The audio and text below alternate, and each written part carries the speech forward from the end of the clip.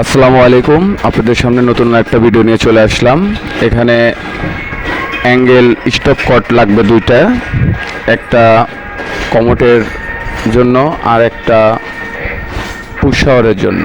দেখতে থাকুন কিভাবে আমি এই কনসিল স্টপ কট দুটো লাগাই। দুটোই মেটালের কনসিল স্টপ কটটা দুটোই অনেক ভালো সুন্দর।